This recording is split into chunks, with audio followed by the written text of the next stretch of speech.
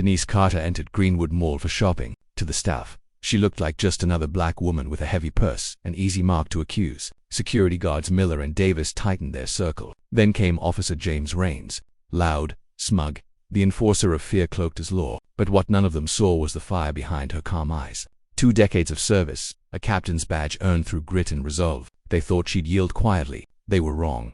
The Saturday afternoon sun streamed through Greenwood Mall's skylights. Captain Denise Carter walked with purpose, her leather purse swinging gently at her side. After a long week of paperwork and personnel meetings, buying her niece's birthday present felt like a breath of fresh air. That peaceful feeling lasted exactly 8 minutes. She noticed them in a window reflection, 2 security guards maintaining what they probably thought was a subtle distance. Miller spoke into his radio while staring directly at her. Davis glanced between her and his partner, looking uncomfortable. "Copy that." Miller's voice carried across the corridor. Black female, brown leather bag, blue sweater, keeping eyes on Denise's fingers curled into fists. 20 years on the force and she could spot surveillance a mile away. Taking a deep breath, she stepped into Crystal's boutique. Behind the counter, Linda stiffened visibly. "Can I help you?" Linda's tone was sharp, her smile not reaching her eyes. "Just browsing. Thanks." Denise kept her voice steady and pleasant. She moved toward a display of delicate charm bracelets, exactly the kind Jasmine had been hinting about for months. Outside the store entrance, Miller and Davis hovered. "These are all locked cases," Linda announced loudly. "Items can only be removed by staff." "I understand," Denise replied. "When I'm ready to see something, I'll let you know." Linda didn't move away. Instead, she shifted closer, her eyes darting between Denise and her purse. "Actually," Denise said, straightening up, "I'd like to see that silver bracelet with the butterfly charm." Linda hesitated, then slowly reached for her keys. The bracelet was beautiful, delicate links catching the light. "I'll take," she began. "Excuse me," Linda cut her off sharply. "I need to see inside your bag." The boutique went quiet. Denise felt heat rising up her neck as other shoppers turned to stare. "Excuse me, a piece of jewelry is missing from this case." Linda's voice grew louder as Miller and Davis entered the store. "I saw you slip something inside your purse. That's absolutely false. I haven't touched anything except the bracelet you just showed me, ma'am. Please cooperate." Miller stepped forward. "Empty your bag on the counter." Denise drew herself up to her full height. "I will not. I haven't stolen anything, and you have no right to search my personal property without probable cause. Either show us what's in the bag or we'll call the police." "This is harassment," Denise stated firmly. "You've been following me since I entered this mall. You're targeting me because I'm black, and I will not submit to this humiliation." Miller moved closer. "Last chance. Open the bag or things get complicated." "I'm not opening anything. You have no right, no probable cause, and no evidence. Back off. That's it." Miller grabbed his radio. "Code 10 at Crystal's boutique. Subject refusing to comply, requesting police backup." Other shoppers had gathered at the entrance, phones raised. Denise didn't move. Her purse stayed firmly at her side. Her eyes locked on Miller's. "You're making a very big mistake," she said quietly. The tension crackled between them as they waited for backup to arrive. Before Miller could respond, Officer James Raines strutted in, his badge gleaming. Denise knew Raines by reputation. The complaints about him regularly crossed her desk. Aggressive arrests, excessive force, particularly targeting black shoppers. "What do we got here?" Raines boomed. His hand rested casually on his weapon. Linda rushed to explain. "She won't let us check her bag for stolen, another one causing trouble." Raines cut her off. "Always the same story, isn't it?" "Officer," Denise began. "This is a misunderstanding that could be easily resolved by without warning." Raines grabbed her shoulder and slammed her against the boutique's glass wall. The glass was cold against her cheek as Raines pressed her harder against it. "Don't tell me how to do my job," he snarled. "Hands behind your back now." "This is excessive force," Denise declared loudly. "I have rights, and you are violating them." "Rights?" Raines laughed, yanking her arms back roughly. "You've got the right to shut up while I add resisting arrest to your charges." The handcuffs clicked shut, unnecessarily tight. Around them, the crowd had grown larger. Phones were out everywhere recording the scene. They reached the mall's side exit where Raines's patrol car waited. "Before this goes any further," she said clearly, "I think you should know something, Officer Raines." "Save it for booking," he snapped. "I'm Captain Denise Carter, 15th Precinct." Her voice carried across the parking lot. "My badge is in my front pocket, which you would have known if you'd bothered to ask for identification before assaulting me." The crowd's murmuring grew louder. Raines's face flickered with uncertainty before hardening into a sneer. "Sure you are," he scoffed, "and I'm the police commissioner." "Check my pocket," Denise insisted. "Left side." Raines hesitated, then roughly patted her pocket. His hand froze as it encountered the familiar shape of a police badge. Slowly, he withdrew it, the gold shield catching the sunlight. "This is fake," he declared, but his voice had lost its authority. "Another charge. Impersonating an officer."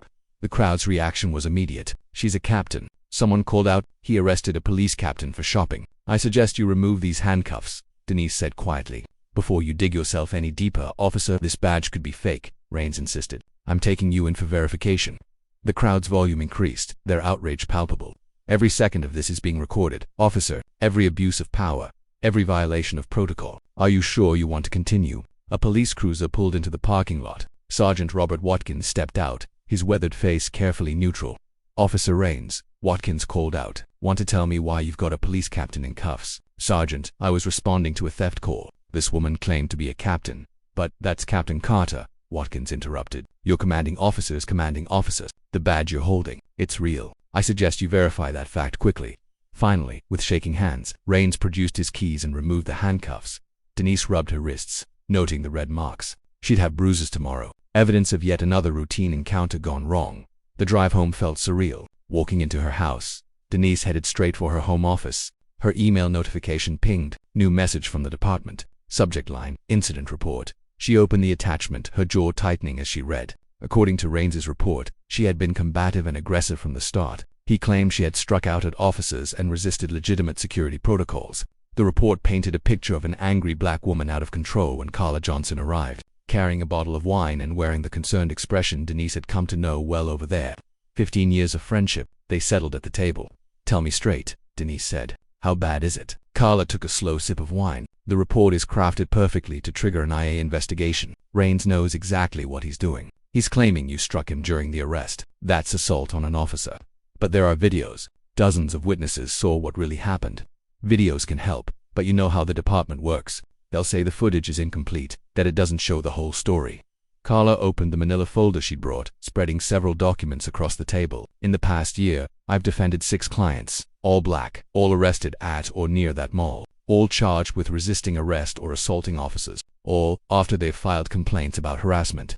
Denise leaned over the papers. "Same officers involved. Rains appears in most of them. Look at the pattern. The charges always come after the complaints. It's like they're using the threat of prosecution to silence people." "How many cases are we talking about?" "These are just the ones that came to me. How many people do you think took plea deals because they couldn't afford to fight?" By the time Carla left, the kitchen clock showed nearly midnight. Denise sat in her darkened living room scrolling through social media. The videos of her arrest had exploded online. Her phone buzzed. Unknown number. The message made her sit up straighter. "Back off, Captain. You don't know what you're stepping into."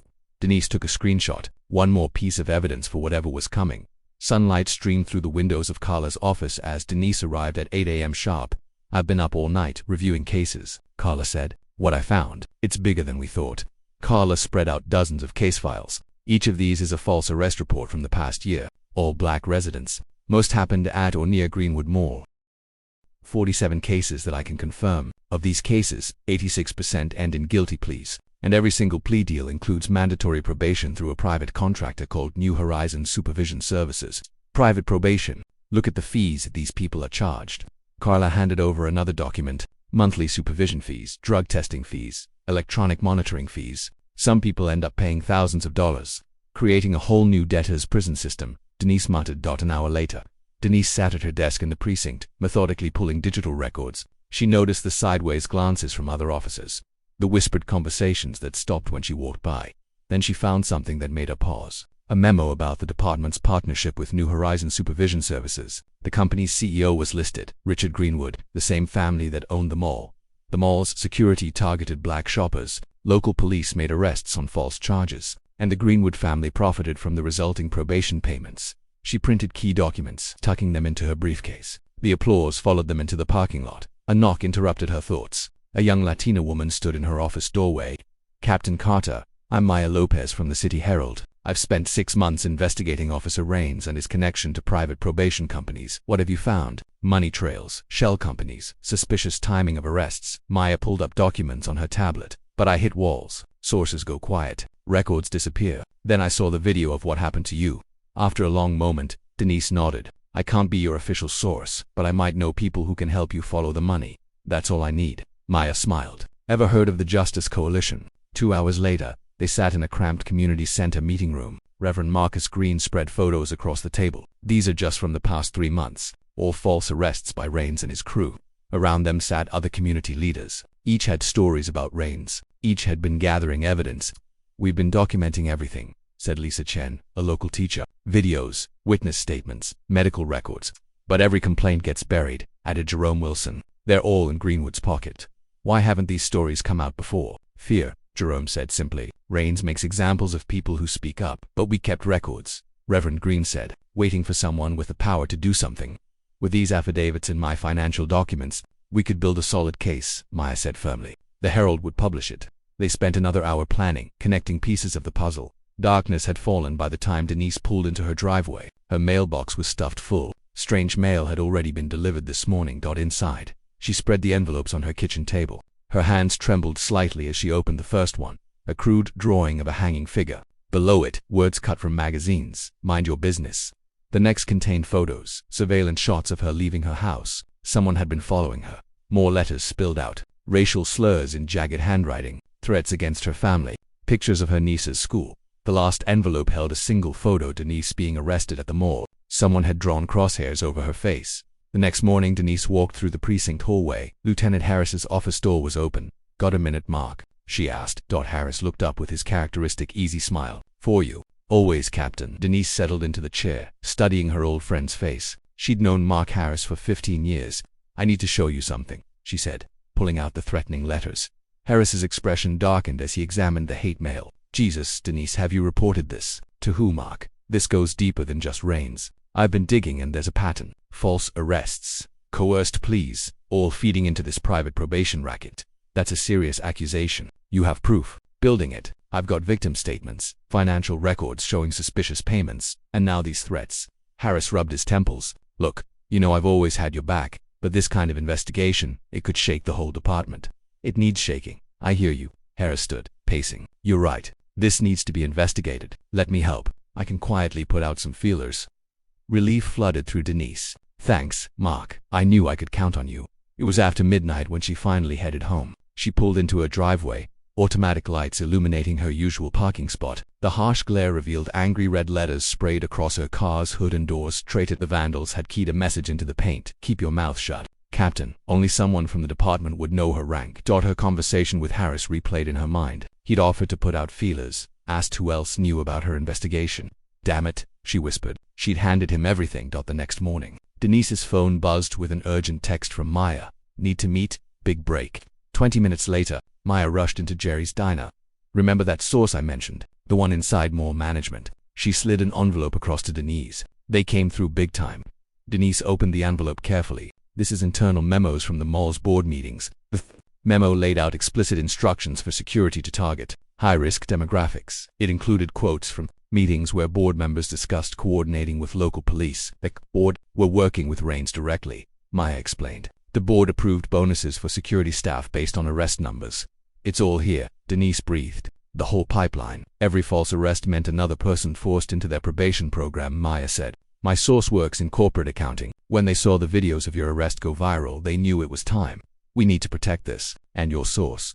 "Already handled," Maya assured her. At home, Denise went straight to her study. The heavy wooden desk had been her father's, with a hidden compartment in the bottom drawer. She carefully placed the envelope inside, then locked the drawer with a key she wore around her neck. For the first time in weeks, she felt something like hope. Denise woke early. She poured her morning coffee and texted Maya, ready to plan next steps. No response. An hour later, still nothing. By noon, anxiety gnawed at her stomach. She'd sent 3 more texts, called twice. Her phone buzzed. Breaking news alert. Her coffee cup crashed to the floor as she read the headline. "Local reporter hospitalized after brutal attack." The article loaded. There was Maya's photo. The drive to Metro General felt endless. Denise flashed her badge, pushing through to the information desk. Room 412's door was open. Maya lay in the hospital bed, her face bruised, left arm in a cast. Despite everything, her eyes lit up when she saw Denise. "What happened?" Denise asked. "Walking to my car after work. Someone grabbed me from behind." Maya's voice was rough. "Professional job. Did you see their face?" Maya glanced at the door, then lowered her voice. "Better saw something else. When they threw me down, their jacket rode up." Denise went cold. "A badge?" Maya nodded. "Department issue. Same as yours. The memo's safe, right?" Maya asked urgently. "Locked in my desk at home." "Good. Because this," Maya gestured to her injuries, "means we're close." Later, Denise entered her study. The door was slightly ajar when she always kept it closed. Her heart pounding, Denise pushed the door open. The room was a disaster. Her father's desk, the drawer, had been forced open. The lock splintered. Denise rushed forward. The hidden compartment gaped empty. The manila envelope containing their evidence was gone. Her phone buzzed. Next time, it won't just be the journalist.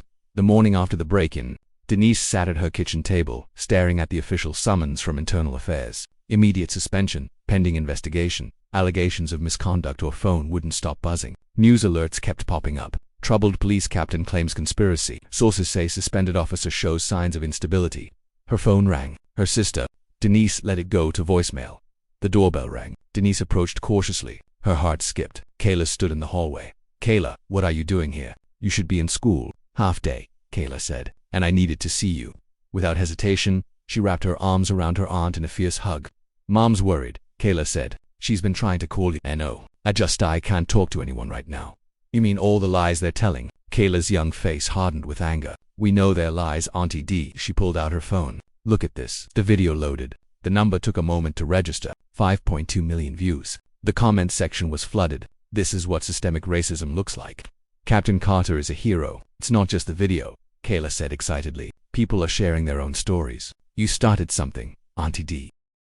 For the first time in days, Denise felt something besides despair. The afternoon sun beat down on the growing crowd outside Greenwood Mall. Denise stood among the protesters, a baseball cap pulled low. Hundreds of voices rose together. Justice for Carter. Signs bobbed above the sea of people. The crowd stretched along the mall's entire front entrance.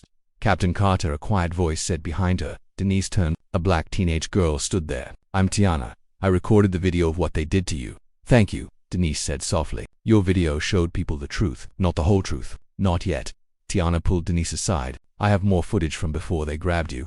The video played. In the frame, Rains stopped at the boutique's entrance. He leaned in close to Linda, whispering something. Linda nodded, her expression hardening. Then Rains stepped back and waited. He set it up. Denise breathed. He orchestrated the whole thing.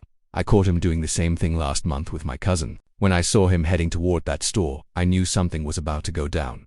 Why didn't you release this part before? I was scared, but seeing all these people here today, she gestured at the crowd. I can't stay quiet anymore. I'm not the only one with videos either, Tiana continued. I run a YouTube channel about police accountability. People have been sending me clips for months. Denise straightened her shoulders. The truth was right there in Tiana's hand. The fluorescent lights of Metro General cast harsh shadows. Maya lay propped up in the hospital bed.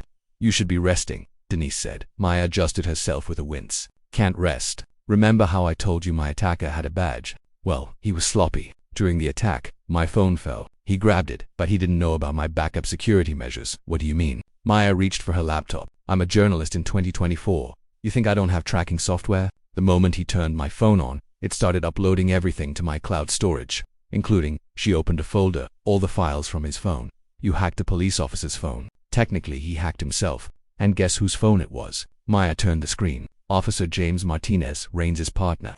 Denise scanned the documents, spreadsheets, bank statements, email chains. It's all here, Maya said. Every payment from Greenwood Mall's parent company to New Horizons Supervision Services. Every kickback to city officials. Denise scrolled through emails between Rains and Charles Wilson, the mall's CEO. Another thread showed conversations with Judge Harrison. They're not even trying to hide it, Denise muttered. There's more. Maya pulled up another document. Remember that memo that disappeared from your desk? I found a copy in Martinez's email. We need the right platform to release it, Denise said. The council meeting this Thursday night. It's a public forum. Anyone can speak. Perfect. The press always covers council meetings. They spent the next hour organizing the evidence, crafting the narrative. Later that evening, Denise stood before the mirror in her bathroom, index cards in hand. My name is Captain Denise Carter. She practiced. 2 weeks ago, I was falsely arrested while shopping at Greenwood Mall.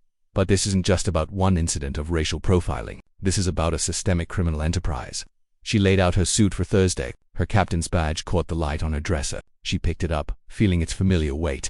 My name is Captain Denise Carter, she began again, her voice growing stronger. The marble halls of City Hall echoed with footsteps and whispered conversations. Camera crews jostled for position. Inside, every seat was filled. Denise paused in the doorway. She spotted Maya in the back, Tiana with her phone ready. Community activists wearing Justice for Carter T-shirts near the front. Officer Rains lounged in his chair, talking and laughing with Charles Wilson. Their comfortable arrogance made her stomach turn. Denise took her place in line behind other citizens waiting to speak. She watched the clock, knowing her video would be dropping any moment.